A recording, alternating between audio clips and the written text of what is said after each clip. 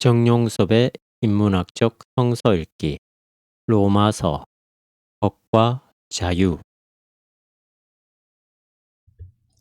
31. 구제금에 얽힌 사연 15장 22절에서 33절 예루살렘 방문 목적 로마의 기독교인들에게 편지를 쓰는 바울의 심정은 그렇게 편안한 상태가 아닙니다.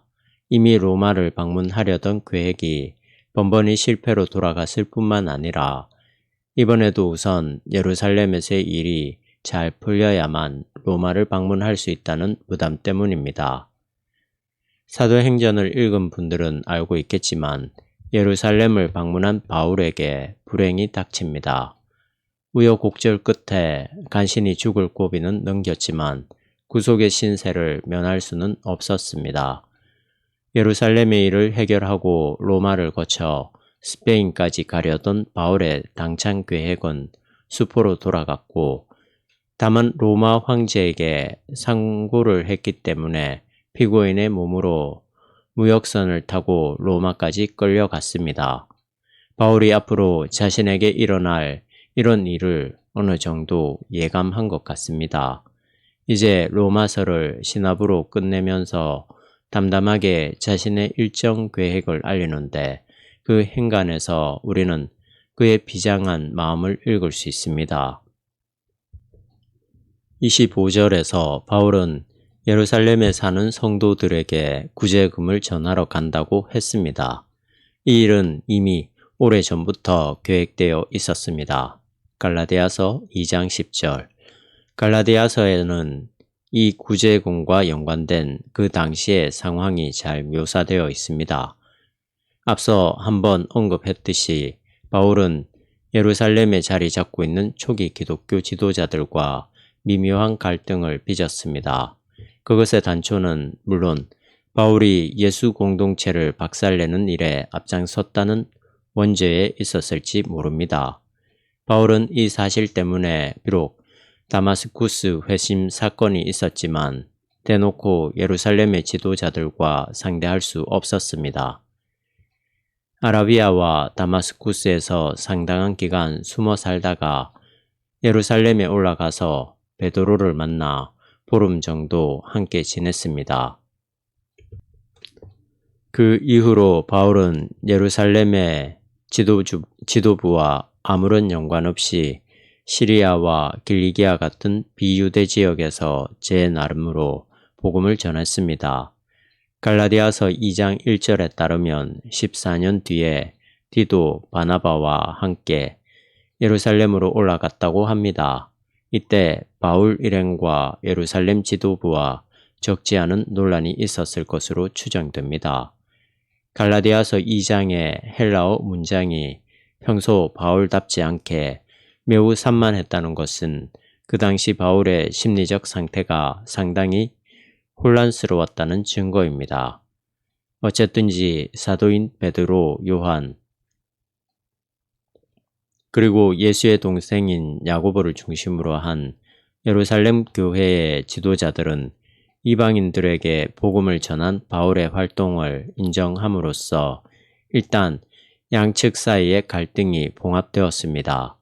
양 교단 사이에 일종의 선교 정책 협약이 맺어지는 과정에서 예루살렘 교단은 바울 일행에게 자신들의 가난한 사람들을 기억해 달라고 요청했습니다. 성서에는 구체적으로 언급되지는 않았지만 아마 우리가 지금 예상하는 것보다 훨씬 심각한 갈등이 바울 일행과 예루살렘의 지도자들 사이에 있었다고 보아야 합니다. 예루살렘 지도자들은 자신들이 인정한 일이 없는데도 바울이 사도의 역할을 했다는 사실에 대해서 언짢게 생각할 수 있습니다. 그러나 그런 것은 사소한 문제에 불과했을 것입니다. 더 핵심적인 갈등은 선교의 대상이 서로 달랐다는 데에 있습니다. 모두가 유대인들로 구성되었던 예루살렘 지도자들은 당연히 유대인들에게 우선적으로 복음을 전해야 한다고 생각한 반면에 바울은 이방인들을 주요 대상으로 삼았습니다. 바울이 원래부터 이방인을 선교의 대상으로 생각했는지 아니면 예루살렘 지도자들과의 경쟁을 피하기 위한 어쩔 수 없는 선택이었는지 단정적으로 말하기는 힘들지만 사도행전의 과정을 보면 매우 자연스럽게 이방인 선교로 방향을 잡게 되었다는 사실만은 분명합니다. 비록 상황에 대한 판단이 서로 다르다고 하더라도 하나님의 영이 자유롭게 활동할 수 있도록 문을 막지만 않는다면 하나님의 일은 각양각색으로 일어난다는 사실을 우리는 초기 기독교 공동체의 갈등 국면에서 배울 수 있습니다. 가난한 성도들. 바울이 구제금을 가져간다고 하는 예루살렘에 있는 가난한 성도들은 구체적으로 어떤 사람들일까요? 그 지역의 빈민층 중에서 교회에 나오기 시작한 사람들일 수도 있고 아니면 평소에는 그런 대로 살아가는 사람들이었지만 흉년이 들었기 때문에 형편이 갑자기 어려워진 사람들일 수도 있으며 또는 예수를 믿음으로써 경제 활동이 힘들어진 사람일지도 모릅니다. 우리가 정확하게 파악하기는 힘듭니다만 갈라디아서에서 확인할 수 있듯이 예루살렘 지도자들이 도움의 손길을 요청할 정도라면 그 사정이 심각했다고 보아야 합니다. 바울이 지금 예루살렘으로 가져가는 구제금은 그리스 북쪽에 해당되는 마케도니아와 아카이아 지역의 신자들이 모금한 것이었습니다. 이 지역에 살고 있던 신자들의 형편이 넉넉했다기보다는 기독교 신앙에 충실했던 사람들의 당연한 행위였다고 볼 수 있습니다. 바울은 마케도니아 지역의 신자들이 기쁜 마음으로 여기에 참여했을 뿐만 아니라 그렇게 할 의무가 있다고 설명합니다. 이방인들은 예루살렘에 있는 성도들의 정신적인 축복을 나누어 가졌으니 이제는 물질적인 것을 가지고 그들을 도울 의무가 있지 않겠습니까? 27절. 예루살렘 교회는 복음의 발생지로서 세계 교회의 정신적 토대이기 때문에 그들이 어려움에 처했을 때 이방인 교회가 돕는 것은 당연하다는 것입니다. 교회가 물질적으로 서로 돕고 도움을 받는 일은 이렇게 초기 공동체 시절부터 교회를 구성하는 핵심적 요소였습니다. 만약 오늘의 교회가 이런 전통을 무시한다면 자신의 뿌리를 부정하는 것입니다. 그런데 우리의 현실은 이런 가르침을 배격하는 쪽으로 자리를 잡고 있습니다. 교회의 빈익빈 부익부 현상은 여기서 재차 거론할 필요도 없이 아주 명확하며 그것이 개선될 기미가 별로 보이지 않는다는 점에서 심각성이 더합니다. 한국교회의 물적 토대가 절대적으로 부실하다면 절대 빈곤층에 속하는 교회 문제도 어찌 손을 쓰기 힘들겠지만 우리의 상황은 그렇지 않습니다. 우리가 자랑하듯이 세계 50대 대형 교회 중에 절반 이상이 한국에 있을 정도로 한국교회 전체의 물적 토대는 생각 밖으로 탄탄합니다. 문제는 그것이 교회의 본질에 근거해서 분배되지 못한다는 데에 있습니다. 이런 구조는 단지 어려운 교회에서 일하는 목사들이 고생하는 것으로 끝나지 않고 한국교회 전체를 허약하게 합니다. 천박한 자본주의 정신에 찌든 교회가 어떻게 구원론적 공동체로 인정받을 수 있겠습니까? 두 가지 근심. 구제금을 갖고 예루살렘으로 들어가는 바울에게 두 가지 근심이 있었습니다. 한 가지는 기독교를 박해하는 유대인에게서 화를 당할지 모른다는 것입니다. 여기서 화를 당한다는 헬라어는 죽음까지 포함된 의미입니다. 바울을 공격하는 사람들이 단지 예루살렘에 국한하지 않고 유대 전체 지역에서 총망라되고 있다는 점에서 그 험악한 분위기를 우리가 미루어 짐작할 수 있습니다. 사도행전 21장 이하에는 바울이 예루살렘 성전에서 체포되는 장면이 상세하게 묘사되어 있습니다. 이어서 23절에 바울을 죽이기 전에는 먹지도 않고 마시지도 않겠다고 맹세한 사람들이 나설 정도로 상황이 매우 급박하게 돌아갔습니다.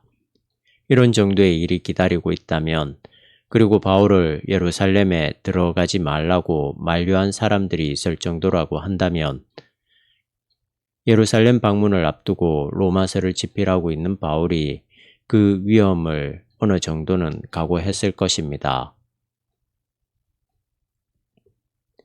바울이 로마 공동체에 기도를 부탁한 또 하나의 다른 근심은 예루살렘 신자들이 구제금을 받지 않을 수도 있다는 것이었습니다. 예루살렘으로 가져가는 구제금이 그곳 성도들에게 기쁜 선물이 되도록 기도하여 주십시오 라고 진술했다는 것은 그렇게 되지 않을 가능성이 있다는 뜻입니다. 이 구제금은 이미 예루살렘 지도자들이 요청한 것이었는데도 받아들여지지 않을 수도 있다고 생각한 이유가 무엇일까요? 바울은 그것에 대해서 자세하게 기록하지 않았으며 사도행전에서도 별다른 언급이 없습니다. 가장 큰 가능성은 예루살렘 지도자들이 바울을 공격하는 유대인들을 의식했을지 모른다는 데에 있습니다. 그 당시에는 아직 기독교 공동체가 어떤 조직을 완벽하게 꾸리지 못했기 때문에 예루살렘을 중심으로 한 유대인 교회와 안디옥을 중심으로 한 이방인 교회가 서로 별개의 공동체로 운영되고 있었을 것입니다. 예루살렘 지도자들은 바울의 선교 활동에 대한 소식을 듣고 한편으로 기쁘게 생각했지만 바울의 과격한 태도로 인해서 예루살렘 공동체가 피해를 받으면 안 된다고 생각할 수 있습니다. 사도행전에 따르면 예루살렘에서 체포당한 바울이 살해당할지도 모르는 급박한 상황 가운데서 예루살렘 교회 지도자들이 아무런 행동도 하지 않았습니다. 사도행전을 기록한 누가가 그런 부분을 생략한 것인지 실제로 아무런 행동도 없었는지 모르겠지만 일단 사도행전의 보도에 한정해서 본다면 적진에서 목숨을 담보하고 고군분투하는 바울은 예루살렘 지도자들에게서 철저하게 소외되었습니다. 이런 상황은 베드로를 중심으로 한 사도들이 비겁했기 때문이라기보다는 바울의 운명에 개입함으로써 예루살렘 공동체 전체가 와해될지 모른다는 위기의식이 너무 강했기 때문에 벌어진 것이라고 볼 수 있습니다.